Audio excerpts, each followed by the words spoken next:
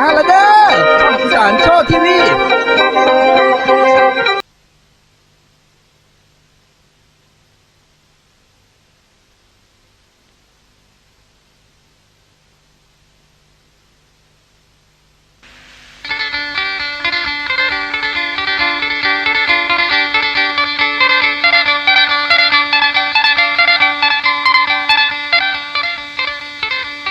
สวัสดีครับพ่อแม่พี่น้องแฟนๆของนิ่งหนองสุขูสุคนมาอีกแล้วนิ่งหนองเจ้าเก่าได้นำเอาเทปมวนสนุกชุดหมอลำหิวเข่ามาฝากพี่ฝากน้องไทยบ้านไทยเมืองได้มวนได้ยินกันสิมวนสิสนุกสำใดนะก็เชิญพี่น้องลองติดตามเบิ่งเอาเงาพวกเข้าบัดเนี่ย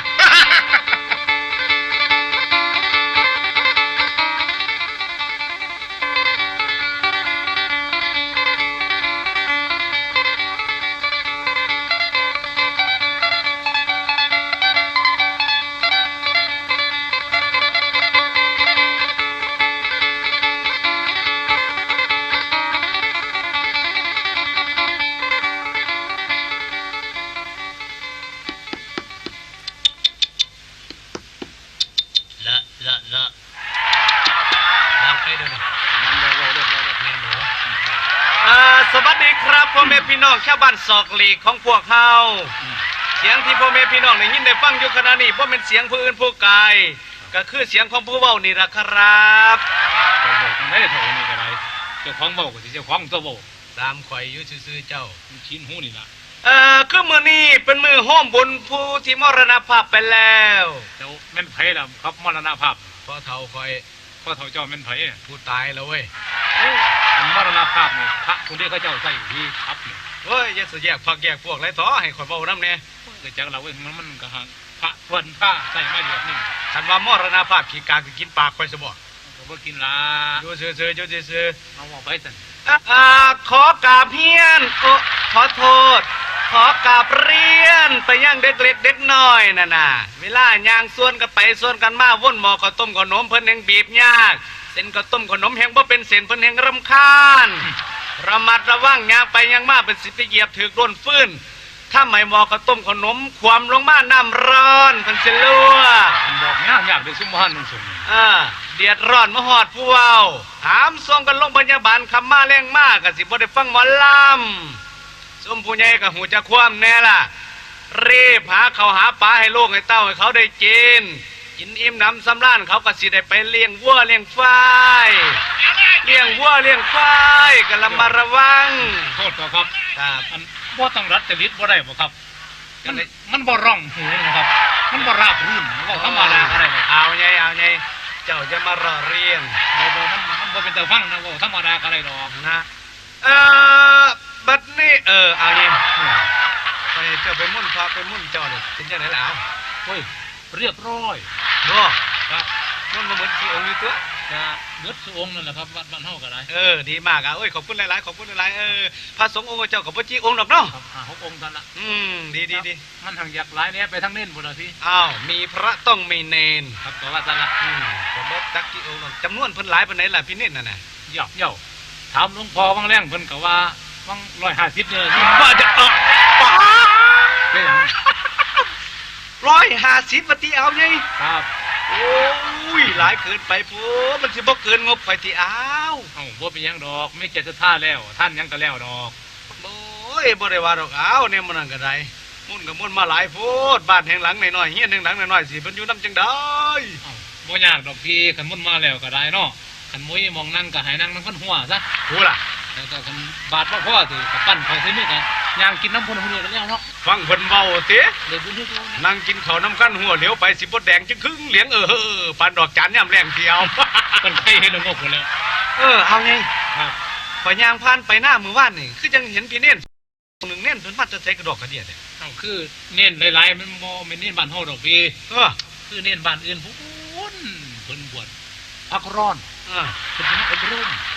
ก็เลยมีโอกาสมานิมนต์มาเบิดมาสิดอกท่านบ่ครับจังได๋บ่เป็นแล้วเนาะครับทำบุญก็จะได้บุญว่าซั่นล่ะขอประชาสัมพันธ์ไปยังผู้ที่รับผิดชอบเรื่องเวทีเด้อครับเด้อเฮารีบกันจังน้อยรีบเข้ามาอันใดขาดตกบกพร่องกะไปหาเอาซะ แป้นบ่มีบ่แป้นเปกนั่นน่ะแป้นเปกนั่นน่ะท่านบ่มีหรือก็ไปจืมน้ำเพิ่นเตยืมไม่เสี่ยงเติมไม่ที่เสียนไอ้ทิศเดียนผู้เพิ่นเลี้ยงไม่ขายนั่นน่ะรีบเฮ็ดซะห้ามมาร้องหมอลำมาเขาก็สิได้พักสิได้เศร้าอย่าให้พวกเฮาเดือดร้อนคันเดือดร้อนแล้วมันวุ่นมันวายมันทุรนทุราย เสียมก้นเสาได้เอามาห้องบอกเสียมก้นเสา เสียมก้นเสาเตรียมมาพร้อมเด้อ ยืมไปมากกับเบิ้งนั่นแหละส่งให้มันถึงเงี้ยนั่นแหละ แน่นพระแนกยืมเขียงเด้อเขียงวันนี้จักเสียง พอท่านมีจ้าเขียงซอยๆกันคนละไม้คนละมือย่าให้พวกเฮาเดือดร้อน เดี๋ยวครับโคโซครับแม่นหยังล่ะฝากบอกไปเฮียนพญาบุญยาวด้วยเสียงนั่นอันเราปักนกเขาโอ้เกือบสมุเจ้าบ่บอกข่อยนั่นนี่เขียงเฮียนพ่อใหญ่จันนั่นน่ะอย่าไปเอาเด้อพ่อใหญ่จันเราฟังนกเขาพญาบุญฮะพญาบุญเจ้าได้ว่าพ่อใหญ่จันน่ะเหมือนได้พญาบุญได้แม่นบ่ขอโทษเขียงเฮียนพ่อใหญ่บุญน่ะอย่าไปเอาเด้อเราฟังนกเขานกเขานี่ผิดคนดีผิดแม่นกเต้าเราอ่อนนะพากินข้าวกินปลามาห่มบุญห่มท่านกินพิษเข้าไปบัดนี้เขียงนกเขากับเนื้อใส่กันโอ้ยขู่จีเขียงบอลอนนี่โอ้ยพิษเมลกอนถ้าไม่ข้างแข็งพิษกระปุนบ่เป็นพิษธรรมดาได้พิษมันกินไปนี่ขันข้างแข็งมาในกันซิวงัดปากหยอดยากันบ่ได้ที่บัดหามทรงโรงพยาบาลแห่งโยไกมันก็สิเดือดร้อนแผนกมีดน่ะก็รีบเด้อผลมีดผลผ้าให้มันเข้ามันจังสิฟันไม้ฟันขอนฟันเนื้อฟันไขละเอียดว่าดนโดยประมาณสิเสียเวลาทำมาหาเงินก็หายมันคล่องบัดนี้กองอำนวยการนี่ตั้งอยู่ใต้ห่มมะขามหวานเดี๋ยวห่มมะขามเทศด้วยบ่มะขามเทศกองอำนวยการนี่ตั้งอยู่ใต้ห่มมะขามเทศมาประกองเดี๋ยวนี่มันก็อยู่ห่มนี้เนี่ยเหมือไปสิมาทำทานในด่วนมาทางพี่ก็น้ำกินยังไงเนี่ยเอาไงโอ้ยพ่อนสองคำหนึ่งหิวน้ำก็แหบมันบ่เป็นแหบย้อนโอ้ยพ่อนนี่แหบย้อนเจ้าว่ามันตะเว้นหูได้เลยเงี้ยบ่ว่าไปแล้วโอ้ยพ่อนไปบัดนี้ขอเรียนไปยังผู้ร้ายไอ้ขโมยมาเสียกอยู่ท่านสิอยู่ในป่าหรือว่าอยู่ในบ้านหวังว่าท่านคงสิได้ยินเนาะครับเนาะจะฝากไปลักไปจกของเพิ่นเสมอนี่ถือว่าเป็นงานพอผู้สวยเป็นผู้ร้ายอ้ายขโมยมื้อนี้พอผู้สวยขอร้องหลายๆให้เลิกลักเลิกขโมยก่อนให้พากันรักษาจรรยาบรรณเจ้าของไว้แน่เอาสิรักษาให้พออยู่จิให้คนไทยบ้านไทยเมืองเพิ่นได้เว้าในที่ว่าขี้ขโมยมีระดับมีคนระดับหลายมื้อนี่ล่ะงอข้อยจะสิดับง่อยอย่าไปเว้าจังซั่นประกาศให้เขาทั่วว่าจะสลักได้สะจกคันอดบ่ได้อีหลีขอสิแจ้งเจ็บไปลักซะละเว้ยนี่ถือว่ามาทำบุญก็พอผู้สวยซะก่อนขอเรียนเชิญพวกพี่น้องที่จะมาทำบุญร่วมกับพวกเราบ้าเอาจังสิซะครับจังได้เอาไงคือผมฟังโยมหันมันบ่เป็นการลื่นหูปานใดเนาะที่เป็นคนอวยพรให้พ่อแม่ผู้คุณมาท่านนี่เนาะแล้วก็ให้พี่อวยพรไปซะแล้วก็คันไม่เลี้ยงไม่เล่าสิประกาศในงานนี่ค่ะผมสิเป็นคนประกาศเองพี่ถึงมาอวยพรถึงมาประกาศมันก็เป็นบ่ต่อเนื่องมันเป็นการบ่ลื่นหูท่านบอกครับผู้คนฟังเพิ่นก็สิรำคาญนะท่านก็ได้ครับคันมีเลี้ยงไม่เล่าผมสิประกาศเองพี่มีเลี้ยงมีคำสิอวยพรก็ให้พี่อวยพรไปซะเด้อครับเอาซะแล้วมัดเน่ผู้ใดมีใจสั่งทำบุญในรีบด่วนก็เชิญชวนพวกพี่น้องนี่มาพร้อมในพร้อมกันนุ่มสาวนะนุ่มสาวซุ่มไปแก้น้ำน่ะอย่าหยอกกันนะน้ำเต็มรถแล้วก็มาซุ่มเขาเจ้าทาล่างถวยมันไม่มีน้ำล่างหัวหน้ามูน่ะก็มาทำหยอกหันหยอกนี่แล้วมันเสียเวลาดิซุ่มนี่หมากัดกันแซ่ๆอยู่พี่นี่แต่ไข่เพิ่นแล้วเหรอพ่อแล้วเพิ่นว่าบนหมุนนั้นสิเป็นภาพเช่นตัวสิเป็นเงาติดตามในสู่ยามมีเว้นอันว่าความตายนี่มันแขนคอทุกบาทยางมันแขนขาทุกบาทก้าวถึงเข้าแล้วเดี๋ยวอันมองนี่ไม่ให้แก้ไม่ได้บ่นอแก้จังได๋อันความตายนี่แขนข้อทุกบาทยางนี่มันเป็นการบ่ บ่ลื่นหูมันบ่เป็นมงคล มันสิบ่ลื่นหูดูให้เด้ บ่อันผู้ฟังผู้มาท่านเพิ่นก็บ่อยากมาท่านเด้ อ่า อันเขียนข้อทุกบาทยานเนี่ยให้ว่าความบุญนี่เขียนข้อทุกบาทยังซะไปแก้ได้บ่แก้ให้ได้มักมองนี่บ่ ครับมักหม่องนี้ อันว่าความบุญนี่แขนขวาทุกบาทยัง นี่ล่ะโอ้ยมันแขนขาทุกบาทก้าวถึงเข้าแล้วก็เท่าตาย เดี๋ยวอันตายนี่ตัดออกได้บ่เนาะ เนี่ย อันตายนี่ตัดออกซอย ตัดตายนี่ออกบ่ ตัดตายนี่ออกมันจะลื่นหู เนี่ยลื่นอีกแล้วคันถึงเข้ามาแล้วเนี่ยไปฮอดไสล่ะเจ้าว่าปะนี่ ก็สิจักน้ำเจ้าหรือเขาบ่ได้เรียนน้ำเจ้า ตัดตายออกซั่นบ่ ตัดตายออกมันจังลื่นหู อันว่าความตายนี่ มีตายอยู่เลยแม่ อันว่าความยังนี่มันแขนขวาทุกบาทยังมันแขนขาทุกบาทก้าวถึงเข้าแล้วก็บ่ตาย ดีหมดมันดีหมดเป็นทานขั้นถึงข้าวมาแล้วเสียเอาหนังสามแก้วไปเขียนฟ้ากับบ่อยู่กลัวบ่ตายดอกสู้ก็กลัวบ่ตายกระดอกได้แขนฟ้ากับบ่ฟัง เล่นเสียงดีไว้เพิ่นนี่ ไม่ต้องห่วงไปว่าหม่องใดเอาเงินปิวมาคือใบตองล้นนี่ ที่แม่นอยู่เดี๋ยวฟังอยู่นี่มันก็ส่งคืออยู่นะ แม่นบ่ครับมาอีกแล้วแม่ใหญ่บัวซ้อนเป็นจำนวนเงิน50 บาทพอดีแม่ใหญ่บัวเอ้ยโคตรสุครับไม่มีตอนนี้พี่น้องมาหลายทีเดียว เฮียนบ่ครับเต็มเฮียนเลยครับโอ้ยเกือบนี่จนมุ้ยมองจอดสิหาน้ำข้นพูดเลยใส่เน็บเสื้อผงขึ้นทั้งเฮียนพูดได้เลยใส่ขึ้นเป็นยังไงโอ้ยยันคนรักเขาจะได้ปุ๊บ บ้าที่มันขาดเนี่ยตอนรับงานนี้ไม่มีการลักเกิดกันงานผู้สวยสยางหูจักอยู่แต่ว่ามันบ่มีเนี่ยกินโทษง่ายๆซะไปบ่มีได้กินครับอันเงินท่านมีจังหน่อยไปอยู่ในบาท50 บาทพอดีแม่ใหญ่บัวซ้อนมาท่าน50 บาทติไม่มาให้ไปซื้อกับเขาซะก่อน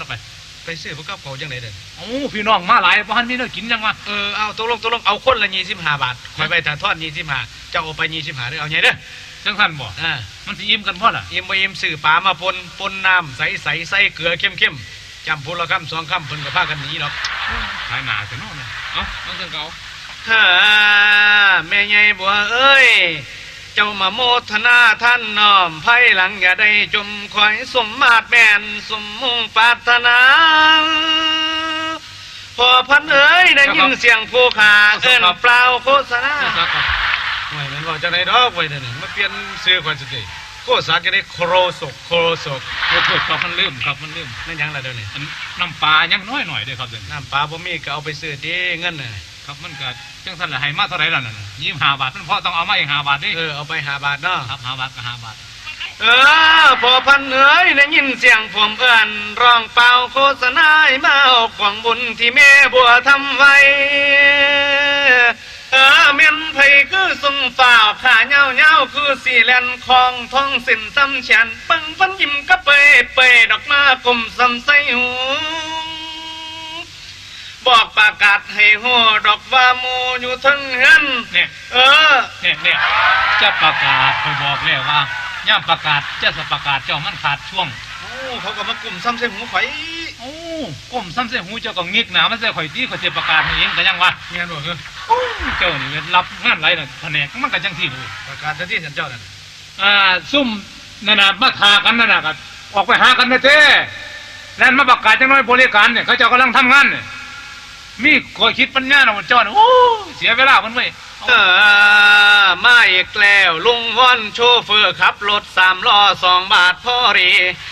ลุงวอนเอ้ยคือมันเป็นโอ้ยแล้วเป็นอย่างอีกบ่บุญว่าแต่พวกเจ้านี่มั้ยผงสู้รถเบิดแล้วครับขอเงินซื้อผงสู้รถนะครับบ่มีก็เอาไปที่2 บาทนี่เอาไปซื้อ2 บาทเพิ่นสิพอหรือผงสู้รถพอละ5 บาทพุ่นเว้ยโอ้ยพ่อฮู้จักตอนที่ซื้อของพวกเจ้านั่นต่อเขาสิขายดื้อของเขามันราคามาตรฐานบ่แห้งหรอแม่มาตรฐานไก่เขาแบ่งเครื่องขายดีแบ่งจังไหนเขามีเงิน2 บาทนึงไหมมีเงิน2 บาทกับ4 เครื่องเทกให้เฮาเครื่องนึงเทกไว้ถ้าขายอีกเครื่องนึงนั่น2 บาทพอดีลงตัวบ่ขี้ร้ายเลยแม่เจ้านี่ใส่หัวคิดปัญญาได้แม่เสียเวลาหาเงินผมมันเลยงอกหน้าตาสิงซองหาเงินพ่ออยากเดินไปตบให้เท้าตายบังเน่ป้ามันก็จังไปแต่นอกบัดเนาะขาผมปานกินเหล้าผมลุกยืนก้นขี้ทางโอ้ยมาท่าหน้า10 ตังผมโหลดบ่อยากเป่าปานกินเข้าไปบักโก อย่าสวาจังซานเจ้าท่านบาทหนึ่งสลึงหนึ่งก็เป็นเงินหมดละเป็นกุศลหมด ก็ยังว่าดอกกับใหญ่ท่านบ่คองบ่คือ50ตังค์แต่งตัวสโกเสียเขาของในโยนเงิน50ตังค์โรงพยาบาลเฮาจกทงหนีเสย ก็ใจศรัทธาคนตัวเจ้าสิเป็นปวดท้องให้ซะบ่ ก็บ่ถึงปานนั้นดอกบางทีเพิ่นน่ะนะ เป็นหยังล่ะ ถ้าลูกเฮ็ดมอเตอร์ไซค์ล้มขาถลอกหน่อยๆทำเป็นทำบุญสู้เขาเราขวนซ่องๆไม้เฮาว่าซั่นเงินบ่มีก็ได้ยืมหมู่ใส่ตัวข่อยนั่นใส่ซ่องถุงหมู่กูพุ่นตัวโอ้ยอย่ามาเว้าตายเลยเถอะ ทำเป็นหูให้เจ้าอีกเจ้า เฮ้ยเป็นหยังสิบ่ฮู้เนาะออกซื้อเลยนี่ก็ได้ตัวบ้านมันอยู่ฝากทวงนี่ฮ่ามัน อย่าใส่อารมณ์เด้อ ลำคาญเว้ย งานเจ้าเด้งานเจ้าเด้คุณพี่น้องกำลังมาพุ่นหาเงินตั้งว่ามวนแม่ ใจให้เว้ย เดี๋ยวนี้พระกำลังสิสวดมนต์ สวดก็สวดไปติเจ้าสิมาหยุ่งมาวุ่นมาไหว้น้ำข่อยหยังกระรอกกระเดียดแต่ตัวนี้ บ่อันคือไม่ขีดนั่นนอกไม่ขีด เสียวไม่ขี้นี่บ่ไปสวดมนต์นำนั่น เอากระหังบ่ละเพื่อเสียวไม่ขีดนั่นไปใต้ทูบใต้เทียนเดี๋ยวนี้บ่มีเงินซื้อไม่ขีด บ่มีเงินก็เอาไปที่ไหน50ตังค์เนี่ย 50ตังค์สมมุติอยู่หั่นก็พอดีตัวเนาะ ก็เอาไปให้มันหมดซะ ครับ วุ่นวายไฟทงกินพาเป็นเจ้าติดนงติดยามาซะแล้วก็ได้ก็ล่าไม่ขี้ซื่อ คิดยามมาจะได้เพิ่นบ่สูบยา เอ้า เพิ่นลดลงแล้วเศร้าสูบยาแล้ว สูบบ่สูบก็บ่ได้ว่านี่น่ะเอาติดยามาที่ซื้อมันก็สิเป็นโรคตับสมองไม่คิดน่ะ โอ้ยส่งให้แล้วท่อนเจ้าก็ได้งั้นเจ้าของเว้าดีๆนี่เว้ย เจ้าจะมายุ่งกับข่อยได้ข่อยควมบาดเอาได้บาดนี่งุ่มบาดไปแล้ว ครับ ไผอยากทานก็บ่ต้องใส่บาดได้เขาดอกบาดนี่ ครับ มาใส่ถุงกรรมการนี่รอดใจให้เว้ยผู้แต่งตัวโกโก้เพิ่นมาวันกองบุญเพิ่นลงทุน50ตังค์ให้ยังต่ำต่อนมให้เป็นล่มเป็นแรงตายไป เดี๋ยวบ่งั้นว่าผิดสิ บ่ พี่ ผิดดอกอาบ่ผิด อันว่าผิดแล้วว่าไม่เนาะ นี่ละอารมณ์ที่แท้จริงของข่อยแล้วนี่ เจ้าใส่อารมณ์เพิ่นมาท่านเพิ่นก็อยากได้บุญคุณพ่อใหญ่มีเพิ่นนั่งกราบซากอยู่คุณเจ้าว่าแบบนี้เพิ่นสิแตกตื่นเด้ ขอพูดได้ว่ากับเพิ่นนี่เอาใจข่อยเฉพาะจอจงบักท่าน50ตังค์นี่เจ้าเข้าใจบ่ เข้าใจอยู่เว้ยน่ะใส่แต่อารมณ์ไปโคตรทุกข์อะไรว่าแบบนี้ข่อยบ่อยากเว้านำดอกเว้ย บ่อยากเว้าจะมาเว้าน้ำข่อยอีหยังมันสิเกิดให้มันเกิดเบิ่งดูรำคาญเว้ยวุ่นวายไพ่ของพวกเจ้าให้เป็นลมเซ่ตำไม่หันใจอย่าได้ออกเด้อคันเจ้าออกนอกบ้านในปนจน เอ้ามันบ่ถึงเด้ครับ เถือกปนจน มันบ่เป็นฝนจนเด้ครับ แมน โจรปน โอ้โจรปนว่าเอาซะ คนแตกแล้ว โอ้แล้วบัดนี้พี่น้องเอ้ยผู้ที่บริจาคท่านนั้น เจ้าเฝ้าครับ นี่หยังอีกตัวนี้ อันเจ้าเฝ้าให้ โอ้ยเจ้านั่นความนั่นความนี่เอาไปซื้อของมันจะสิเมาหยังจักบาทอยู่นี่ บ่ได้ ไม่ เกี่ยวกับ ขีดก็ได้แล้วเที่ยงก็ได้แล้วน้ำปูน้ำปลาหยังก็ได้เป็นเหมือนเดิมว่าแม่นบ่ บ่ได้เกี่ยวกับเรื่องเงิน บ่ได้เกี่ยวกับเรื่องเงินเจ้าสิมาเกี่ยวกับเรื่องหยัง คือว่าเดี๋ยวนี้รถหมอลำมาฮอดแล้วเสร็จแล้วนี่ รถมาล่ามาหอดแล้ว ให้ประกาศเจ้าบ้านเนี่ยพี่น้องเด้อแผนกต้อนรับหมอลำน่ะ ตอนนี้นั่นรถหมอลำมาแล้ว ตอนนี้ติดตมอยู่พูนอยู่หน้าพญาบุญพุ่นอยู่หน้องขี้เห็นพุ่นน่ะผู้ใดว่างกลับไปซอยอยู่ได้เด้อครับเด้อครับขอบคุณหลายๆครับ จะวุ่นวายพ่ายทงกันนี่สักแค่กูบ่จัดหัวเป็นสังงานนี่จักคนนอกหรือคนในวุ่นกันอยู่หัวหน้าบ่ลำก็บ่มื่นหูบ่มื่นตาเขียนในใบสัญญาทางลัดก็มีมันแลนไปสิแตกหยังไปแบบนั้นก็เป็นติดตมวัดปีนตัว โย่เดี๋ยวมันทางลัดมันเฮาอยู่ไสมีเด้อนี่แม่ เป็นหยังจังสิบ่มีเอาไง อยู่ไสเด้อนี่ มื้อเช้านี่ข่อยเห็นเขามาแล้วข่อยได้ย่างหลีเขารถตั้ง2คัน รถหยังรถหยัง รถหยังก็สิมาสออาทิตย์แตงเขามาได้ก็แล้วกันนั่นล่ะ มาทางไหนเด้อนี่ ลัดธงมาหันเลย มีหรือทางลัดทงมาหั่นไหม ข่อยเห็นกับหูกับตาเจ้าซ้อๆๆ รถหยังที่จะว่ามา ล เนาะ งจักรยาน ก็สิมาได้เด้อรถเขาน่ะมันรถคอนวอยรถบัสผมส่วนนั้น บ่ โอ้แบบเจ้านี่มันเว้าตัดหางยันปากส่วนนี่แม่ ฉะนั้นขอโทษนะครับ ขอโทษเป็นอย่างมากเลย เอาพี่น้องป้องไปครับผู้มีหน้าที่รับผิดชอบหมอร้องหมอล่ำก็เตรียมกันเอาไว้ ผู้แสบผู้สาวผู้บ้าผู้แพ้ก็ไปซอยกันยู่รถขึ้นจากตมกันมันจนปัญญายู่ขึ้นบ่ได้แล้วก็แล่นมาบอกกันทางบ้านเฮาก็สิได้เตรียมเกียนเตรียมหยังไปหับเอาของดนตรีหมอลำมาเอาสิ่งเอาของสัมภาระขนลงใส่เกียนแล้วก็มาฮอดบ้านเฮาแผนกแม่ครัวเด้อแม่ครัวเด้อครับเด้อที่แต่งตั้งกันเอาไว้นั่นน่ะให้รับผิดชอบกันยาพ่วนยาอ้วนยาบัวมุ่นนั่นน่ะบอกผู้แสบผู้สาวเตรียมข้าวเตรียมปลากันเอาไว้หมอลำมาฮอดมาถึงก็สิได้กินข้าวกินปลาสันตัว เฮ้ยเจ้าเฮ้ยเดี๋ยวมันหมาคาบถุงหยังล่ะไปได้ไหม พิจารณาซอยกันแทนเมื่อกันภาคทุ่งเนี่ยเด้อน่ะเอาละทำแม่คุณเขาปั๊มมาเลยนะมีถุงเดียวเท่านี้จงมาถามว่ามันพิจารณาซอยกันเอารัดคันว่ามีถุงเนี่ยเบิดประกาศได้มาแล้วไม่ได้กินเขาแน่เอาท่านไหนว่าต่อเจ้า โอ้ยจะมาเป็นจะตายมันจะได้ดอกบุญไหวไพ่ถุงผู้หอยก็หอยไปตั้มตายมันมึนหูมึนตาหอยไปสูงวิดปากหมูปากหมาเนี่ยก็บ่ได้สิบ่หยังตัวหนึ่งก็ล่ำข้านผู้มาบอกนำพี่น้องที่เคารพรักครับ ขอโทษหลายๆด้วยครับเด้อที่ทำให้เดือดร้อน เจ้าแต่นั้นไผ่ได้เห็ดครบทุกลัง เนี่ย ฮะไผ่เห็ดครบทุกลังมันแตกแล้วนะสุเสียวยังตำน่ะมันแตกแล้วนะสุเสียตำเส้นเป็นปีกเถอะบอกไปซื้อนะไปซื้อเงินกองกลางก็บ่ได้ไปซื้อนะไผ่เห็ดต้องแตกรับผิดชอบเนี่ย เอาบอกต่อเป็นตายเพราะจังไรหลังสักใกล้กูว่าจัดขึ้นซะงานนี่ก็ได้ฮอกกระตกลางถุงเนี่ยหมากระขาบหนีบุญไหวไฟถุงนี่ดีเหรอจัดงานมาถึงมือซะบ่นมัสการพระคุณเจ้าครับ ที่เจริญพระพุทธมนต์เรียบร้อยสิกลับวัดกลับว่าปะน้อครับน้อหรือสิฟังหมอลำกันน้อครับน้อกันอยากฟังหมอลำกับบอกท่านเจ้าภาพจะได้เตรียมผ้าเตรียมเสือมาให้เปลี่ยน บ้าโอ้ตัวจีบตัวแดนนะผ่านจะที่มาหานุ่งกางเกงหนึ่งเนี่ยโอ้มันสมุดเท่าฟื้นที่ไปแห่ก็เจ้านุ่งเสียนุ่งกางเกงไปนั่งกินขนมพองน้ำไปข้าวเห็นเลยได้บ้านข่อยพาบ้านเขาไปเต้นลำวงเลย บ้า เดี๋ยวขึ้นไปแล้วบางเจ้งเต้าเล่นจ่าโซ่จะไปหาหมอหลาย ไง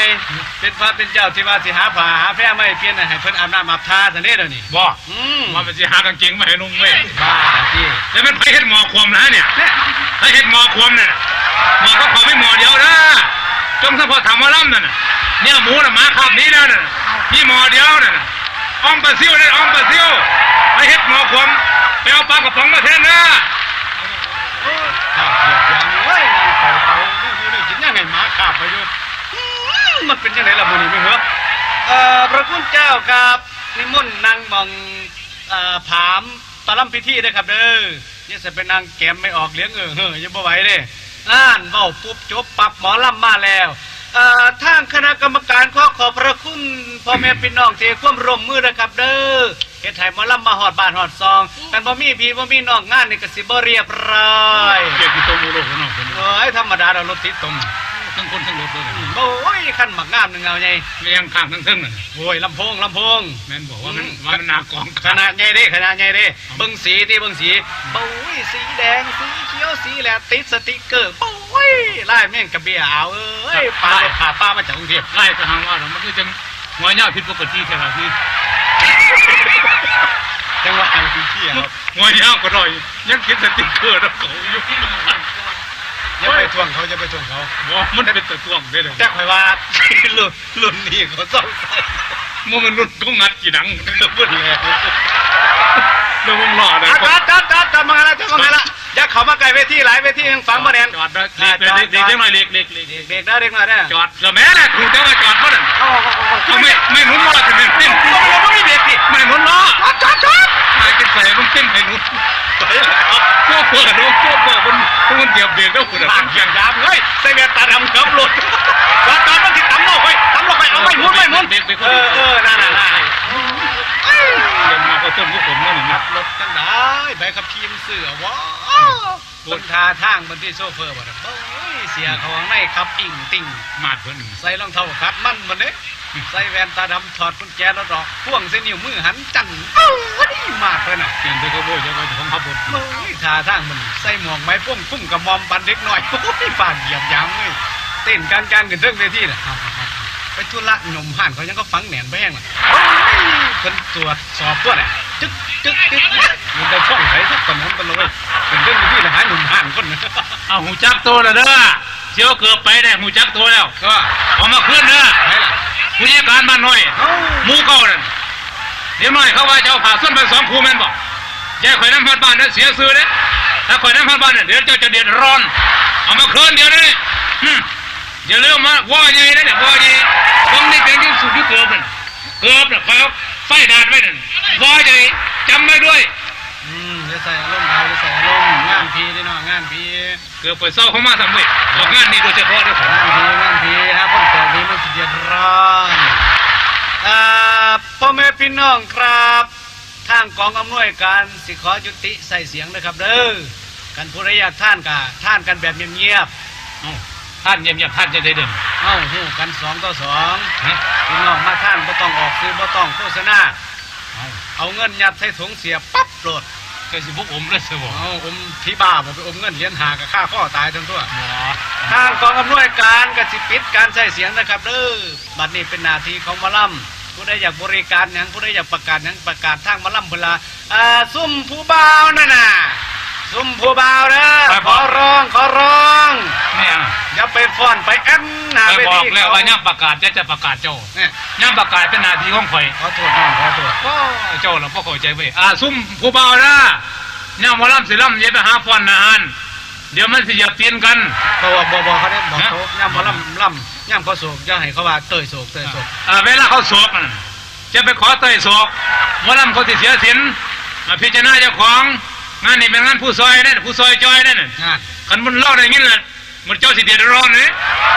เมาแล้วหนีไปไกลหนีไปห่างนี่เป็นคำสั่งของหัวหน้านุ่มสาววอใหญ่สวัสดี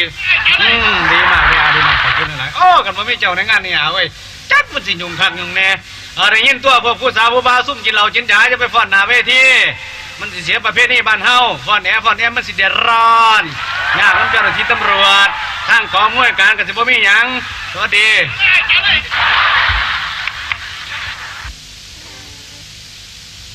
โอ้ยเห็ดหานล่ำบบเป็นยังไงดอกโยมแกนั่นกินนี่อ่อนหยวบเงียบเกิดหมอล่ำขึ้นมาละลายก้นหักหวบตรงนี้เลยคือสิบ่ยุ่งยากป้องมาจังปังจริง เอาไง ครับ โอ้คือสิแม่นหัวหน้าหมอลำเนาะใส่แว่นตาดำผมยมห่านยะนี่น่ะ สิแมนยี่ดอกที่เป็นสังเกตการณ์มึงส้ม ไม่มองแขนสากกับตั้มกลางภาษากันสิบ่ปองอ้วกหยอกอยู่ใต้จังผาฮีม่อนก็บ่จักหรอกเว้ย คุณหมอลำครับเอาไม่ได้ครับผมสิเอิ้นเอาเขามาให้กิน เอาสมมติมักไม่ ครับอยู่ ลำโพงสายลำโพงโหยังต่อบ่ทันแล้ว แล้วบ่แล้วก็เอามาเว้าโลด สิได้เสียงแท้ๆปักไม่หั่น เสียบใส่ๆทางหัวมาแต่ได้เว้า ห่วยมันคือจังง่ายบ่แม่นแท้เนาะบัดนี้เนาะ เอามา เอาท่านมักเว้าก็รอกันเดียวเฮ้ยยุ่งยากแล้วเอาจ้อย ฮะ เอาหากินได้ ไอ้นี่น้องโอ้ย พ่อเลย โอ้ยไอ้เด็กตัวนี้เนี่ย โอ้ยพ่อเลยฉันมาถอดแว่นตาดำกับกระหม่อมบอกร้องผู้จักว่าเป็นผีซ้ำ ห่วย มันใส่เดี๋ยวนี้มงไว้เนาะ ห่วยคนเราก็ต้องมาดน้อยแล้วเว้ย โอ้ยผีไปจังไหนมาจังไงอยู่ดีสบายดีตัว ไปสิมาที่ละ เมื่อคือขับรถบ้านขั้นเดียวเลยวะ อย่ามองว่า เลียมม่งเลยพี่ ก่อนต้นแต่ข้างบ้านเจ้าเหลือเกินฝุ่นไงปุ๊บอ่อนหยอกขั้นบนใส่กระมอมก็บ่ได้ต้องใส่แว่นตาปิดตัว เชื่อพี่เอ้ยบ้านนอก เพราะมันคือแดงต่อก็แต่เอาสูตรไปว่าได้ว่า เอ้าทำมาไงบางที คุณเป็นพอผู้ซอยก็ครับ ฮะ คุณเป็นผู้ซอย งั้นเอาจ้อยที่สั่น ครับ ก็ที่วางแต่ว่างานพอผู้ซอยเนี่ย นั่นแล้วงั้น ผมนี่แหละครับ ผมมันลืมลงซื้อจอย เด้ เออ เบ้ยแต่งตัวใส่เสียปิดจำมับคอกันทั้งสมัยจักบ่ละเสียไหม บ้าที่ เจ้าจะมาหาซ่อมนอกซ่อมนุ่งเนี่ย หมอมันคือเป็นกาเป็นดอก มันน่า ไล่ซาเกียกันตั้งหลังวันแผนที่กับว่าปาน ยุ่งงานมัดมือพี่มือเนี่ย หน่วยกระดุมคือกันละสีเลยนั่น เงยอย่ามาซ่อมบังคับเบิ่งแน่อะไร โอ้ยกินพอเลย จักเดือนเหรอครับรถไถมอลำเนี่ย จังใส่วางสั่น ครับรถรับจ้างใช่บ่ ว่าต้องข่อยต่อ ฮะ ไปตั้งคณะ ตั้งคณะหมอลำโอ้ย โอ้จังหวะนี่เป็นหัวหน้ามาล่ำสิทีเดียว โอ้โหมันหากินได้ไหมตัวนี้ ไอ้ เนี่ย คนเฮาต้องก้าวหน้าตัวที่ก้าวหลังเฮ็ดจังได๋ เอาแม่น หากินได้ อันรถนี่รถเจ้าของบ่ล่ะพี่ บ่เสาเขา เศร้าใส่ ไอ้วันชมมันเป็นนี่ แม่ ล่ะ ว่าเนี่ยมันเงี้ยวเลยนี่แหละแม่นก็ทักเราเดียวเดียว ข่อยมักของเก่าตัวมันยังขังนี่มันขึ้นอยู่กับสีตาเอา ติดสติ๊กเกอร์นะตั้งเสียละพี่ มันยังคือรถทาตากรุงเทพ เมียนบ่เนาะวันฟ้าผูบ่เนาะ หนาแดงเพื่อนๆเนาะพี่เนาะ คือเก่าล่ะ ต่อยมวยคือเขาบ่เด้อนี่ บ่ห่วยเลิกโดนแล้ว เย่ มันจะพุ่นละจะเข้าตีทองกรรมการมันละ เห็นมันกัน เขาก็ว่ามันข่อยสิเอา คุณเด้อผู้นี้เสื้อคุณน่ะ ว่าที่เอาแชมป์เงินนั่นเนาะ แมน เจ้าเขาก็บอกข่อย1-2ตับทองกรรมการนะตีมาเขาหลอดกาดมันเหนียวหมดแห้งกว่าแล้วบ่เหนียวจังได๋น่ะมือแม่นได้ใส่ปุ๊บหล่นเลยแทนที่สิได้แชมป์บ่ได้จ้อย ดีพี่ พี่ ข่อยก็ว่ามันข่อยสิได้หมูล่ะเที่ยวหลังนั่นก็เลยไปที่หลังเลย อืม มันบ่แม่นติดเนี่ย ว่าเขาอายุหน่อยก็จะคล้องว่าจะคล้องอายุหลายวันสิแห้งมาแม่นเขาหยอคอยเสียเดียวซะแล้วบางตาปิดเลยลงมุ่งตีมวยกับว่าสมพวกยาคล้องได้หนีกลับมาตั้งคณะมาล่ำกันดอกกับพ่อได้อยู่ได้กินในตัวการงานเฮ้ยบ่ได้อยู่ได้กินจังได๋ไปเห็นบ่มีความสนใจว่าได้ดอกไผเขาสิบ่ฮู้จักนิ่งหน่องกล้องอีสานสถานปัตตภีศรีสมอนทอนโอ้ยเฮ็ดหานล่ำบ่เป็นจังได๋ดอกโยมแกนั่นกินนี่อ่อนยวบเงียบเกิดหมอล่ำขึ้นมาละลายก้นหักหวบพวกนี้ไผเขาสิบ่ฮู้จักนิ่งหน่องกล้องอีสานสถานปัตตภีศรีสมอนทอนร้อนแรงแช่งดักบ้าบินกินบ่เลือกไปทางละล่ะมันชื่อหนังกำลังภายในบ่ยาวก็บ่ได้หุ่นส่วนมีหลายโอ้หุ่นส่วนซั่นบ่เนี่ยจักพี่จักน้องจักป้าจักลุงจักอาวจักอารวมกันซะเอาล่ำขึ้นมามีความสนใจแล้วเว้ยจังได๋จะว่าจังซั่นพี่คุณข่อยมันหน่อยคันสิลงซื้อข่อยผู้เดียวเขาเจ้าบ่ยอมเขาเจ้าก็อยากมีซื้อขึ้นป้ายขึ้นคณะคือกันบ่ก็จำยอมก็เฮ็ดให้ตามใจให้ถูกใจเขาเจ้าซะตั้งหัวว่าซั่นดอกมันก็ดีไปอย่างนึง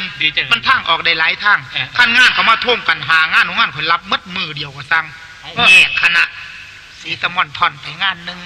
ลอดแรงไปงานหนึ่งแช่งดักกับไปงานหนึ่งกินบ่เรียกกับไปงานหนึ่งงานใดต้มสีโปโปนานากันยุ้งให้นิ่งนองนี่คือวิธีการหากินคนที่โอ้โหผู้เจ้าก็อยู่ดีสบายเนาะผู้ทุกคนลูกเต่าเราแล้วก็สบายตัวเขาบางหนึ่งมาเกยก็สบายตัวเอาครับกับใครอยู่ครับบักจอนนี่เศร้าบ่ละดังฮักอ่ะกับว่าฮันเศร้าแล้วกับผู้ลุงมันละไปผ้าลมค่อยๆมันหนาที่บุ่มลึกอะไรนี่เนาะผมเป็นหน้าโจหนาที่ฟงขึ้นเอาขึ้นแจ้งตัวโก้ใช่ไหมครับกับใครอยู่แล้วก็สมเกียรตินะเกียรติยังโอ้ผู้จักยังสิบ่ยังอีกไว้น้องได้รับตำแหน่งก็นี่ผู้ทรงอ๋อมาลำส่งบ่ไม่บ่มาลำส่งกับไอ้ผู้ทรงส่งกาแฟเนี่ยบ่บ่ผู้ทรงคุณอาวุธนี่อ๋อเป็นขนาดน้องสาวขนาดน้องสาวครับหลายตำแหน่งอยู่หรอกโอ้คือนักพัฒนาตัวครับเขาเป็นสมัยจะได้เป็นผู้ทรงนั่นเนี่ยก็บ่อยากเป็นแต่มันบ่มีเงินเดือนจังหวะก็ให้จำใจนะใส่บ้านเขาเจ้ามาเขาเจ้าสอบเขาเจ้ามองความดีนั่นล่ะความดีเฮาน่ะผู้คนนี้เงินเดือนให้ไปล่ะผู้จอยบ้าผู้ซอยจอยตัวแต่งตัวโก้เนาะผมจะดอกต้องเป็นผู้ซอยอยู่ดอกครับพี่กระดุมเรียบร้อยแต่งตัวสุภาพส้นครับแต่หันมาขึ้นแนนแต่ละมันยังที่ไหนพี่มันอ้วนกระดุมคนละสีต้นไหมโอ้สร้างมันเถอะโอ้ข้อเสียเหลี่ยมบ้องรีดมาไม่เลยพี่จะไปหาซ้อมคนไรเจ้าทุกบทซักเสียนี่แหละนั่นแต่บางสั่งหลังน่ะป้ายขึ้นตาเกียร์ปันแผนที่จะมาหาซ้อมคนไรใจยังมาหาเบาพื้นคนไรโอ้ตั้งตาอยู่ดอกเจ้าครับยังไงพี่งอกแล้วหน้าสีจับงอกตาแดงฮิตแล้วมันยังล่ะตุงอยู่คางเสียนั่นไหมมีนะแต่แล้วบ้างที่ไหนโอ้วาสนาจังเจ้าตาตีบมีโอกาสได้คัดป่ะพี่โอ้ยก็พอละเอามีดดำง่ามันคือพวดแต่ละเนาะแน่นอนผู้ลมสมบูรณ์คนมีพ่ออยู่พ่อกินแล้วนั่นแม่นผู้ใดล่ะยืนเบียดฟ้าอยู่นั่นก็เมียพ่อผู้ซอยเพิ่นนั่นล่ะแม่แป๊กบ่ไอ้ปูบ่ไปเถอะคนใหม่อีกทีนึงคนใหม่มันได้มาแต่มันคือคักกันเลยงามบ่พี่สวยลิ้นไปเกี่ยวพัทยาเคยจะไปหาวิจัยคนหลายบ่เลี้ยวไปเจ้าพี่มันลักษณะที่สวยลิ้นแขกอันตันปานสมห่อ50มันคือคักกันล่ะขาใหญ่วัวปกหัวสีแดงผูกข้อพื้นนึงผูกแขนพื้นนึงกางเกงฮัดป้อท่านสมัยป่ะพี่ท่านสมัยอยู่หรอกแต่ว่ารู้สึกมันติดฟิตไปเนี่ยหนูดีแก้มปั่นพวกเด็กกระสอบข้าวสารไหมมาชื่อจงบ่ยังไปใช้มาใส่เลยแล้วสิยังไปซ้ายแล้วบริการพ่อแม่พี่น้องที่มากินข้าวกินปลาตัวบอกพวันพิษกันครับเจ้าบริการคือบ่เคลื่อนที่ว่ามันสิบ่เคลื่อนว่ามันเลียดบ่เดินแล้วบ่ล่ะมันสิบ่เดินแต่หัดแม่นพุ่นที่นั่นแม่นบ่เหรอไปย่าออกจากแม่เลี้ยวไปที่พี่เอวกิ้วกวนลามกบกับบ่ปานกันไปหาของคนไปไหนมาแต่ว่าคันเลี้ยวพ่อก็รอก็เรียกแต่ว่าตะดอกเจ้าจะเว้าเล่นเว้าหัวอยู่หั่นมีล่ำเดี๋ยวเนี่ยก็ล่ำเดี๋ยวนี้ตัวจะว่ามันจัดทุ่งหรือเบิ่งนาฬิกาพี่เนี่ยมันสิ6 ทุ่มเลยคือบ่ได้กินข้าวซั่นนี่จะเฝ้าจะฟังอะไรก็ล่าเข่าซื่อๆถ้าข่อยกินมาบ่หันข่อยเกิดยังบ่หิวบ้ามันบ่เป็นแต่ตกห่างง่ายแท้ล่ะโอ้พี่บ้าโจรกินข้าวกินน้ำอิ่มมีพี่มัน ถูกวานถูกยาขั้นผู้สู่เป็นฉันตัวเขาจังร้องจังล่ำเฮ้ยหามายุ่งมากินข่อยบ่มันคนสิเลี้ยงยากเลี้ยงชั้นมันนั่นหรอก เข้าใจโย กินก็กินง่ายๆดอกบ่ได้เรียกร้องหรอกแล้วแต่ใจใส่ศรัทธาผู้ใดมีดอกกินก็กินง่ายๆ ตำบังฮงหนึ่งเสียนะพี่เนาะ บ่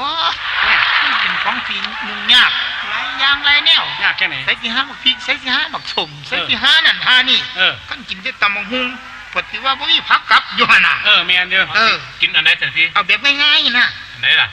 ต้มไก่ต้มปลาลาบหัวไปจังได๋ล่ะก็ต้องกับหมูหันไปจังได๋ล่ะ โอ้ย เห็นเสียเปียกเขาไปเลี้ยงแล้วว่าหันทหารโพดมีเป๊ะใส่ถ้วยใส่จานมาแล้วได้กินแต่หนังโอ้ยเนื้อบ่ได้กินจักคำ ฮาบ่มีหมูหันล่ะพี่ มันบ่มีหมูหันก็หมูเป็นๆนี่แหละล่ะ เอาไปหยัง เอ้าก็ใส่ย่างขึ้นหลังคารถก็สิไปเลี้ยงไว้บ้านเนาะ โว้ ง่ายดอก เว้ยเอาจังซี่ซะพี่คือมันเป็นสิน้องสิเว้าสู่ฟังเด้อเขานั่นเขาเอาไปสีอยู่พอแต่ไปหอดลงสีปั๊บเขาก็ว่าสายพานลงสีขาด บ่แม่นอันคาบนี่แหม่ ก็คาบนี่ล่ะเว้าอยู่เดี๋ยวนี้พอไปหอดลงสีสายพานขาดแล้วต่อสายพานเรียบร้อยน้ำมันเพิ่นหมด มันคือสิห่างกันแต่เนาะบัดนี้เนาะ บ่ห่างดอกพี่ กินน้ำเท้า กินน้ำทาเขาก็เอามอเตอร์ไซค์แรงเอาไปตลาดทางกับปกายดอกไปตลาดคือพี่มานั่นล่ะ40กว่ากิโล มันตลาดมันไปเติมน้ำมันพุ่นน่ะ วางตี3ได้กินอีดอกหิล่ำ โอ้ยเอาจังซี่ซะเพียงเอา เอาจังไหนพี่ เว้ากันเป็นกันตา เอา เจ้าเป็นหัวหน้าไว้ซะ บ้าสิ โอ้ไปทั่วที่ทั่วแดนพี่จอยต้องคนเบาเด้อเพิ่นไม่หมอลำอยู่ คือ บ่แม่นพวกเจ้าบ่ต้องซุบตกทิพย์ถอยหรอก ลักษณะนี่เจ้าบ่มีหมอลำเป็นบ่อันนี้น้อง มี แม่นนะ โอ้ยข่อยบ่คนสิหาทุกเอาเผากินไปแล้วดอกคันบ่มีหมอลำเขาสิตั้งคณะได้หรือ ทางว่าดอกว่า เจ้าเป็นหัวหน้าซะ เป็นหัวหน้าจังได๋ ปกติย่อมเป็นลูกน้องเจ้าต่างคนต่างซอยกันข่อยบ่เห็นแก่ได้เห็นได้เงื้อก็สิปันกันใส่กันจ่ายคือเก่านั่นล่ะเจ้าเป็นหัวหน้าข่อยได้เงินมาข่อยก็สิปันให้ใส่งานนี้เป็นข่อยเป็นผู้รับแม่นบ่ล่ะก็เคยหูตัวข่อยปันเงินปันทองให้ใส่แหมคันได้น้อยก็ปันให้เจ้าใส่น้อยคันได้หลายข่อยก็ปันให้เจ้าใส่น้อยก็ยุติธรรมมันนั่นตัวคันมันได้น้อยดีกว่าเอาเบิดบ่เห็นเด้อ นั่นเด้มันสิผิดกันอยู่เด้อเนี่ย ก็เห็นแต่ข่อยบ่เป็นคนที่เห็นเงินหน้าดำเห็นค่ำหน้าเศร้าเห็นเขาอยากได้หลายปานนั้นนี่ล่ะข่อยนั่น เจ้าจะรวยหนีหิล่ำ เจ้าล่ำก่อนก็ได้ บ้าที่สิไม่ข่อยล่ำก่อนจังได๋ ซอยกันงานเจ้าก็คืองานข่อยมาซอยเจ้า เจ้าก็ต้องซอยข่อยเขาประสานงานเจ้าห่างเนี่ย แม่นอยู่ จังได๋เฮาก็ล่ำถาซ้ำหมอล่ำข่อยมาครบข่อยสิเว้าสู่ฟังซื่อๆสิล่ะอันอีนางเอกนี่มันไปหลอกปอ คือลอกปอ มันมามสิแต่งตัวไม่ได้บ้านหรอก ที่ วางสิ แม่นบ่ พระเอกมันไปถอนมัน ที่ ถอนมันแล้วมันก็ว่าสิแต่งตัวไม่ได้บ้าน โอ้ เขาทำเวลาตัว ที่ ได้เวลาเขามาโหลดซุ่มนี่ก็รักษาเวลากันยังได้เวลาก็ปั๊บขึ้นหันไว้เลย แม่นบ่ เฮ้ยคนจะประกาศได้เลยคนก็ต้องเลี้ยวหนาเลี้ยวนำประกาศ2 ทุ่มครึ่งคือ3 ทุ่มเล่นพวดเลย โอ้เข้าใจ เป็นตะวางานนี่ผมล่ำน้ำ เออ อย่าเท่าใหญ่ล่ำน้ำเจ้าก็ล่ำน้ หมัวคนไปฟัง ำบ้าไปฟังจังได๋ นั่งฟังอยู่ไง แม่ ก็จะเป็นผู้ตีส้นตัวผู้ได้เฮ็ดผิดผู้ได้เฮ็ดถือคือพิจารณาอ่านตัว บ่ล่ำน้ำกันทั้ง3คนนี่ล่ะ โอ้ถึงมันอยากหอดหูแล้วเนาะเนี่ยเนาะ อาจังซั่นเนาะตกลงเนาะผมสิได้ประกาศเนาะ ส่วนตัว อ่ะ นี่บ่มุมกลมบ่วิดเฮ็ดไงว่าเป็นนะเนาะเอ้าห่วยอย่าฟ้าประกาศอย่าฟ้าประกาศ เป็นหยัง ห่วยล่ำปากเป่าสิเป็นตาฟังเด้อ เป็นหยัง หากินได้ล่ำมันต้องมีปีมีแค้นมีคุยมีพินเป็นตัว แม่นนี่ลีล่ะเนาะ โอ้บ้าเป็นผู้เจ้านั่นแม่ เฮ็ดจังได๋ล่ะเหรอ หากินเอ้ย พินก็เห็นตั้งแต่จานท่องเสตอนแล้ว นั่นแล้วเหรอ ต้องใส่กับมาดินางคุยกันน้ำหลวงพ่อญี่ปุ่น บ่ เออแล้วมาที่โอ้น่ะคุณกำลังยังมาพอดีคุณ บุญบ่หลอต่อ แม่นบ่ เพิ่นนี่บุญบ่หลอ จังได๋จะวางซั่น ไปไสไม้ไสก็สร้างเป็นคนมักซอยการซอยงานหมู่พวกต่อ กี่ที่ก็กี่ที่ เอาขี้ได้บ่ ขนาดใครขนาดน้าเป็นวัดนี่มันบ่ซื้อจังเทียได้อย่าง ที่ บอกว่าจะมานอนตากพัดลมมันก็เปิดเฮ้ยโอนตาผู้ได้กินยายังก็สั่งขอกินน้ำเขาซะ จะคอยอาเกยยัง จักยาแก้ยังใส่ก็ไปตั้งก็มีคุณน้ำหนาตัวกระม่อนใส่หัวหงายหลังนะวะ จะใส่ละพี่ อาจสามารถเนี่ย เฮ้ยอย่าไปหาบอกเพิ่นเขา เป็นก้าวเจ็บ เดี๋ยวบอกแห้งเลยแล้วมากพอดีนั่น นั่นแต่หรอ เฮ้ยครับไปจังเลย โอ้ยพอดีกำลังที่ว่าพื้นอยู่บ่ไม่ได้ยินเอาเลย ถ้าม่วนให้คือเก่าตัว เก่านั่นละ เที่ยวไปหาเที่ยวไปหาอยู่ที่เพิ่นกาฬสินธุ์นั่นน่ะ ว่าเลยว่ามาแล้ว เอาจังซั่นเนาะคือจังซี่ดอกเตอร์ต้อง นั่ง ใส่ คุยกันอยู่ดีๆจะได้ก็ลง3ล้อมาวีหัวยามมันจะได้ใส่ตับเสียเดียวรถบีบพ่อนั่งเมาน้ำเอากูบ่กล้าเข้าไปยุ่ง โอ้ยผ่านเหยียบช้างมันเลยมันเดึกแล้วนี่เจ้าจะบอกพวกเพิ่นตาตีบ เอาเด็กสิให้ข่อยเฮ็ดจังได๋จังให้อยู่ก็ได้เว้นไว้ทันที โอ้โหไปสิประกาศให้พี่น้องหูจักว่ามื้อนี้ผู้ใดแน่สิล่ำ ทีนี้ผู้ใดก็1เจ้า2เจ้าใหญ่3ก็ต้องใส่ข่อยก็ผู้เบิ่งซั่นมันก็แล้วตัว ใส่ล่ำบ่เป็น เป็นปัดนี่ดิ เอามันสิเสียเวลามันสิเสียเวลา ประกาศ พี่น้องที่เคารพครับบัดนี้ได้เวลาทำการแสดงของหมอลำแล้วเด้อครับเด้อ ต้องเป็นก้าวซะแล้วเนาะ พี่น้องบ่ต้องเดือดร้อน โอ้ย มื้อนี้สิได้ล่ำให้พี่น้องได้ฟังอย่างสมบูรณ์แบบ เอา นะ บ่ไม่แสดง บ่มองได้พี่ มันร้อนนะไม่ต้องดัดดอกโอ้ธรรมดาซะสายตรง ข่อยมันเป็นผู้ช่วย นี่ที่เอา หืม เป็นใส่ข้ามท่านสมัย อีเบียดลากสิออกเข้ามาตั้งสมัยนี่เบียดร้อน มันหยาลิ้นบ้านเฮามันจึงแซ่บข้อเสียว่าแต่นมันบ่เกิงกัน เอาบอกสิ เตรียมงาดเนี่ยมาตั้งกายมึงบ่เย็นจ้อยเลยจังเสียมึงฟาดเขาดิเนี่ย เจ้าเจข่อยเว้าเลยข่อยนั่งฟังนั่น เอ้ยก็บ่ได้ว่าดอกเพิ่นบักฮานี่บูไปขายหนังสือพิมพ์เนี่ย ไปยุ่นรอนาหัน โน่นนาหันว่าได้ต้องดนตรีใส่เป็นขายหนังสือพิมพ์ ต้องเป็นขายน ต้องเป็นขายน้ำหวานยกขวมหัวผู้นั้นขวมหัวผู้นี้ย่อยโยดน้ำใส่ มันบ่แม่นข่อย แม่นโพด แล้วมือพี่ฮอนแหนแล้วมือพี่ฮอนแหนวะ มันก็แนวหักพักบุ้งก็มีโอ้ย เจ้าสิดูถูกผู้ช่วยดิ มัน เขา จะ ตา เลิก ตีบดิ มันจะเลิกปุ๊บเก็บกระดาษเก่าๆมันสั่นเซ็ตแล้วก็พับไปจะขายงานรุ่นอยู่นั่งวงดนตรีสุดใสเสียบ่ซักเสีย มันคนละคนเขาตาตีบเจ้าเศร้าเว้า คือกันแท้ พี่น้องที่เคารพครับบัดนี้ก็สิถึงเวลาทำการแสดงของหมอลำกันแล้ว เอา พี่น้องใจเย็นๆ เอา ซุ่ม สิบ ขอโทษขอโทษหลายได้เด้อไม่หลาย มันเป็นแต่เข้ากูเลยนะ ขอโทษปลอมเตือนกับเพื่อนเร็วของตัวละกันไร คันมันอ่านว่าถ่วงบ่หูสำนี่ขอโทษหลายๆครับ พี่น้องเห็นหยังกันที่ว่าปินผู้ปิดตามเลยครับเด้องานนี้มันเรียบร้อย พูดไปหรอ เรียบร้อยแล้ว พูดเรียบร้อยเองก็เป็นนั่น ก็ไม่เย็บแตก หาถังเลยเกี่ยวทิพย์สีของเลย คุณมาสร้างคนมาส่องเถอะเนาะกูมันอยากล่าออกผู้ช่วยยังเถอะเนาะ เอาลำ มื้อนี้เท่าใหญ่หน้าย่านก็สิได้ล่ำ เอา เท่านิ้งน้องก็สิได้ล่ำ เอา นะ ไปแล้วเจ้าไส้ เดินมาเบาเพลงไหนเทวะพี่ พอพาไปฮัดก็ผูกแนนดิกแต่ปลายมันใหญ่ เนี่ยคนจะซ่อมคนไหนท่อนเจ้าหน่อย ๆเป็นโอสีท่าหัวมตัวนั้นสีแหลงตัวนั้น ไม่หลุดนึงสิล่ะพ่อผู้ช่วยก็สิได้ล่ำบรรเลงพี่โดยท่องใสทับถนน ไม่ได้รีดถ่ายเอา เนี่ย มันก็รีด เพิ่นผู้ยืนอยู่นั่นแหละ มันก็ที่รีดเอากีบออกทั้งคางพอยังเนี่ยว่าตายบ่เป็นเปิ้นไปหาขึ้นใส่เบื่อ พูดถึงโง่จะซ่อมพวกนี่ถึงยังไง บ่มีอย่างไรหรอกครับแต่มันดี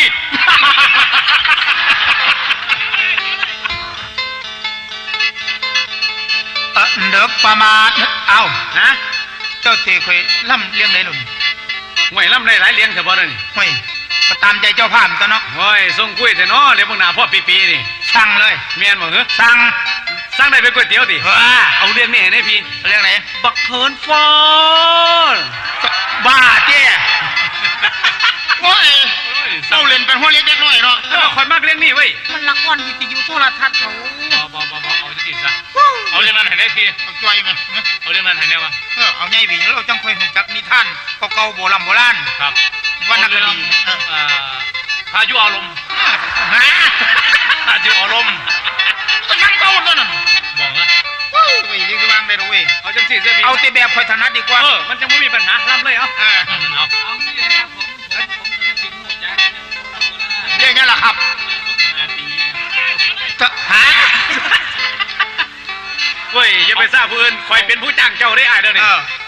เพื่อความสบายใจตามใจหมอลำเราไป สุสานคนเป็นดอกประมาณตีห้าเสียงผ้าจีดอกห้องแอนกุดโตขันสนันฟ้าเป็นมือดอกไม้เมื่อ เอ้ยไอ้เจ้าคือบ่เล่นพระเอก เอาก็คอยเป็นพระเอกตัวนะ เจ้าที่เป็นพระเอกเอง เขาที่เป็นหัวหน้าคณะหรือ โอ้วันนั้นต้องเป็นพระเอกมันเถอะเขาไปได้กับบ่เศร้า ไม่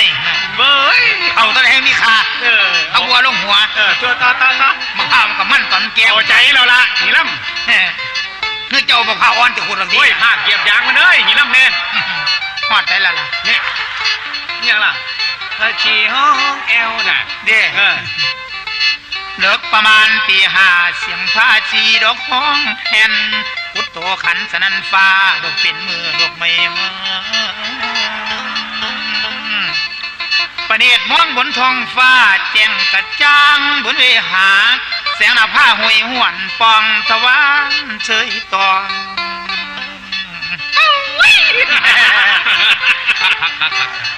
คักๆนี่เลยเราคอยเลยที่ไปที่มาบ่เป็นมูเจ้าเลย เอาสะออนเสียงกันทั้งเว้ยเลย รถเจ้ามันมีทุกก่อนทุกค่ำรวม หีล่ำไปล่ำพูดเถ่าภาษาฟังกันทางใต้คนละคนอ่อนซ่อน นะบ่เอาเจ้าล่ำก้อนไปทั้งกระเป๋า บ่เจ้านั่นล่ สักกุนีกุณาร้องโผบินบินแซวเสียงตะวิดตวาดแววเวลาเศร้าดอกสุงคอนควันจิตแจ้งพ่อไก่ขันกกนกเขาคู่ในดอนปลาสะแบงดอกลิมบางเดึกควันดาวสร้างอวยงาดาวป่าอวยยังดาวไก่น้อยป้องหมูเมื่อนอนดาวไก่สอนป้องหมูเมื่อนอนสอนเมื่อนอนถอนแสงตาเฮาสิอ่อนกันแสงตาอ่อนแล้วความเว้าดอกอ่อนนัง ก็จะมีแต่แนววันเนาะ มันเมื่อยเด็กว่ามึงเอานอนเลย ำหิวก่อนนะบ่ หิวกับโยนแล้วล่ะ จังน้อยจะกิน โอ้ยเจ้าภาพเอ้ยขั้นข่อยล่ำลงห่านขอแม่ขั้นกับกระตาเนี่ยเด้อ โอ้ยสิไปหาบยังเนาะ ข้าได้หอบข้าวต้มเมื่อตอนผู้อยู่เฮือน อันนี้บ่ผิดหวัง นี่แหน่บ่สมพักเสียนสมผักจอมหัวหอม โอ้เนี่ยหายากแต่นอกบาดแต่นอกที่มีเนี่ยแต่ประเด็กละ พ่อได้กินน้ำทั้งบัดหามันหิวลาเบ้าไปโดนมันซาคนผู้ฟังพัดจะเอิ้นขึ้นมาด่าว่าหมอลำบ่เฝ้า3 ทุ่มก็บ่ลำ อันนี้มันหาทุ่มแล้วเด้ พวกเจ้าเบิ่งในตี้ฮอดบ่คิดเบิ่งซ้ำหมอลำหมู่มันหลายคน ผมมักจนใจหลายแต่แต่งตัวบ่ทันแล้วนี่แต่เขียวกับเขียวมึงเจ้าเขาก็บ่ได้กินแต่ซ้ มาพี่ ำขน้อยเอง พี่ ขอสมร ก็ฟังข้าเจ้าเงินเขาแน่ข้าเจ้าเงินอยู่นี่ ฟังเจ้าภาพเบ้าได้ดิ เนี่ย เอาแบบมันก็นี่บ่ได้บักตึ๊ดนี่บ่มีบ่พี่ เขาก็ว่ามันคักแล้วบ่แม่นบ่ซั่น บ่เข้าใจบ่เข้าใจ มักฟ้อนบ่ มักก่อนนะ แล้ววันนี้ฟ้าห้องเปียงเจ้าล่างแองแข้งอูไปละลาฝนบ่ขู่ห้วยห้ำกะซ้ำหน้าบ่มีนาง ที่จังเป็นจังสิ แน่ มันบ่ได้ฟ้อนนี่แหละจังสิ อันนี้มันก็ซ้ำเก่าตัวครับเจ้าแล้วมาหันแม่ แม่นบ่ เอาไปได้ฟ้อน อดีตรักฝังใจยังไม่ขาดหากินใส่มือกูทุกใจ เอาอันนี้ล่ะพี่เอานี่ เดียวนี่ ห้องก็ห้องพร้อมกันหูกูรับก็บ่ทันคิวหูกูเล่นก่อนกันเลย พี่เอาอดีตรักนี่แล้วมันตั้งตึ๊ดนี่อ่ะ แม่นน่ะเจ้าคนหลายเมียมักแค่รอคนผู้อดีตรักแค่นั้นตันบัดนี้เพิ่นเดียวแขนออกป้อซะเด้อบ่ บ่เอานี่แล้วนี่มันจังได้ฟ้อนจังมวนจังซื่น มันก็มีกล่องน้ำเนี่ยนี่ นี่ ก็มาตีกล่องใส่น้ำ ความกะมีอยู่แต่สิพี่ผู้ตีบ่เหลือ ได้ละตีกองเอาบักละตีกองเป็นเจ้าคนว่าตีให้จังหวะ ไอ้หมอนนั่งอยู่ข้างไปนี่น่ะตีกองเป็นบ่ละตีเป็นมาตีนี่ตีนี่ จังหวะได้ก็เคาะใส่โลละเข้าสีเรียใช่หรอก งานนี้ใจเย็นๆนะครับเด้องานนี้ถือว่างานผู้สวยพิดบ่โอ้มันคือคอไฮเดี๋ยวคนนี้เนาะ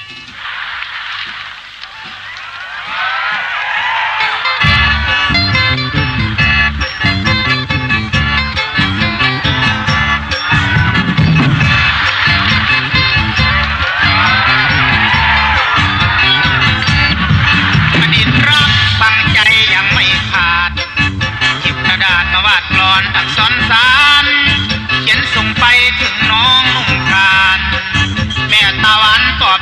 ก็ยังดีหรือมีคนเฝ้ามาขันเอาไปก่อนบอสะอ่อนซ้ำอ้ายผู้ใหม่ร่วมห่มผ้าหรือน้องลา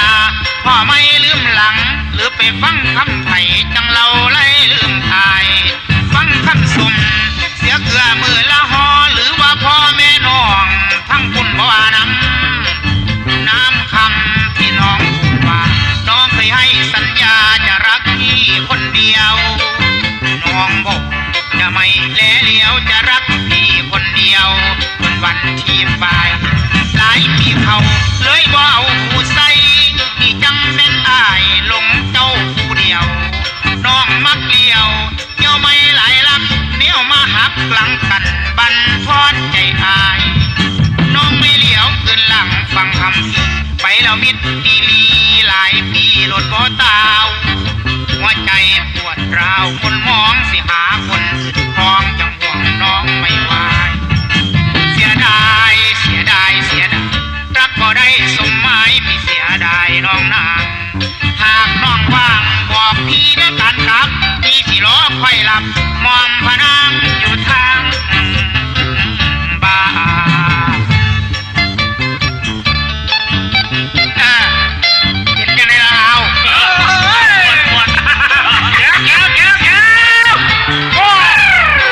ตุ้มหาเนี่ยมักมวนแล้วเนี่ย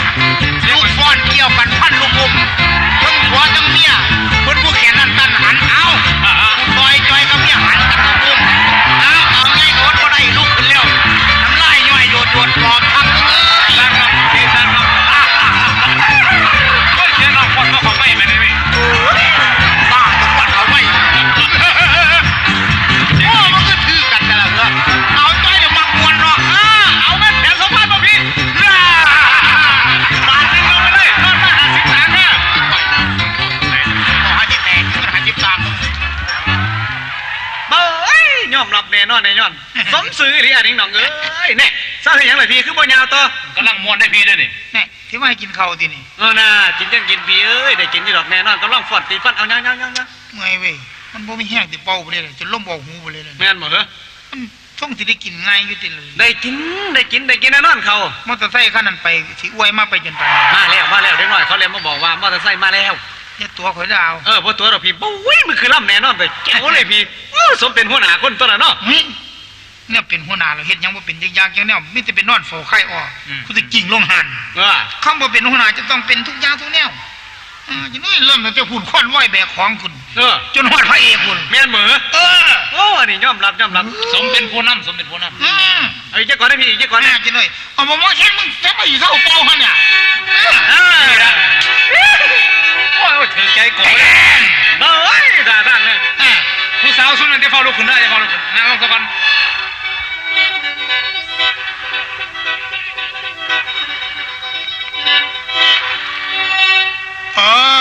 แก้มปลาแก้มผู้ฟังปลาเขาว่าแล้วหมอลำพีนี่บ่ว่าปฏิว่าจังไหนว่าตีแก้มปีรีแก้มผู้ฟังปีรีเจ้าภาพผีทีบ่เคยพอบ่เคยเห็นความเบาตั้งแต่เว้นบาบ่อยอึดอยากสิกินจนหากว่าจะหอดเวลาคิดเบิ่งตี้ตั้งแต่6 โมงมาจนว่าหอด5 ทุ่มหิวเข้ามาเป็นปุ่มจนปาดตาลายเบิ่งเป็นหยังสิให้หมอลำตายผุ่นซั่นบ่เจ้านั่นจังสิเลี้ยงเดี๋ยวเมียเศร้าสะก่อนมาล่ำเศร้าสะก่อน เศร้าหยังคือบอกล่ำแล้วมาบอกเศร้าล่ำวนไปวนมาตายมันอยู่เนี่ยเบ้าแดกเบ้าแท่งเจ้าภาพอยู่เนี่ยล่ำคมอื่นบ่ได้สัมบ่ง่วงตายแต่สิแตกแท้กินยังไงก็ยังกินเป็นเขาเสื้อเนาะตั้งแต่ภาคมันกินข้าวเดียวตอนตัวเท่าเป็นพ่อคนมาสมุทรเจ้าคว่ำเนี่ยพูดล่ะเงาเป็นบ่อย่ามาสอดคว่ำอีกนะเอาเงาบ่แน่โอ้ยงามันนี่จักว่าแนวไรดอกทั้งคูทั้งเข็นกินยังก็สิบ่ให้กินเป็นจะเป็นมันสิย้อนผ่าเหลี่ยมพกหัวกูก้อนนี่แม่กินเอ้ยจะไปซ่าเพิ่นเจ้าพี่บ่ซ่าจะได้คนหิวเอาก็ทางว่าดอกเจ้าภาพผู้สวยเด่นโอ้ยสวยก็สวยเถอะแล้วมึงพ่อแอนแรกสวยกับมันสวย2-3 มื้อนึงอยู่นั่นแล้วมึงเสียก็บ่ซักตัวนั่นเทียบกับบ่ฮู้ทำเป็นสีมาคมกดได้มนุษย์ซะเนาะเว้าหยังว่าไผขั้นข้อข้างๆเป็นตะลาวคือผมเป้าซะแบบบ่แค่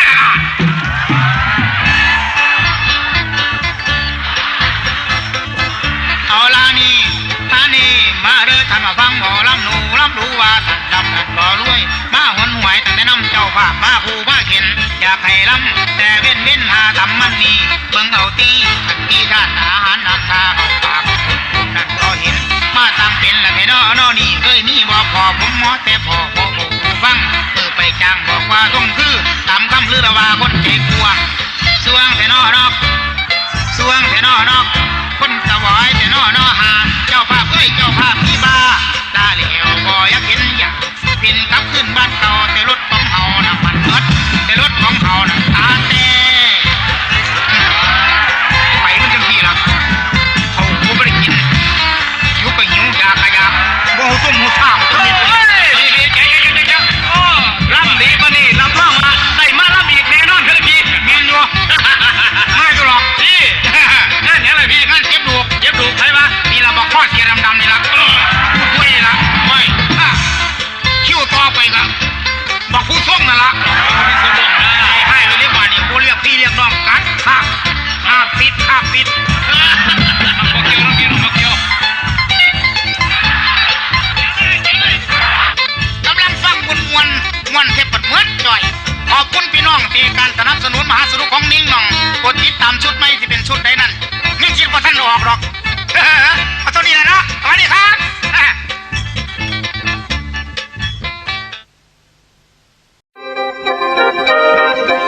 กดปุ่มติดตามรับชมคลิปใหม่ๆฟรีเด้อ